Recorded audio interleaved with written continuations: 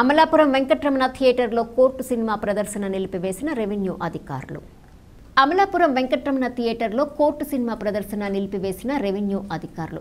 Cinema టికెట్ల అధిక ధరలకు అమ్ముతున్నారని వచ్చిన వార్తపై స్పందించిన రెవెన్యూ అధికారులు వెంకటరమణ థియేటర్లో తనిఖీలు చేపట్టిన RTO K Madhavi, MRO Ashok 110 రూపాయలకు అమ్మాల్సిన కోర్టు సినిమా టికెట్ 150 రూపాయలకు అమ్మినట్లు గుర్తించిన రెవెన్యూ అధికారులు థియేటర్ లైసెన్స్ రెన్యువల్ చేయలేదని తెలిపిన ఆర్టీఓ కె మాధవి, థియేటర్ రికార్డులు తన వెంట తీసుకెళ్లిన ఆర్టీఓ కె మాధవి, విచారణ పూర్తయ్యే వరకు సినిమా నిలిపివేయాలని ఆర్టీఓ కె మాధవి ఆదేశాలు జారీ ఉంది.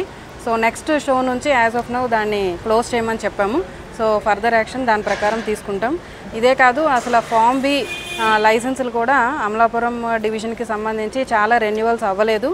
లాస్ట్ వీక్ ఆల్ థియేటర్స్ ఓనర్స్కి కూడా మీటింగ్ పెట్టి అదే విషయంని చెప్పాము. ఫామ్ బి లైసెన్స్ రెన్యువల్ చేసుకోమన్నాము. అండ్ అదర్ సర్టిఫికేట్స్ కూడా ఏవి రెన్యువల్ అవ్వట్లేదు. అండ్ టికెట్ ధర ఉన్నదానికన్నా ఎక్కువ అమ్ముతున్నారని చాలా కంప్లైంట్స్ వస్తున్నాయి.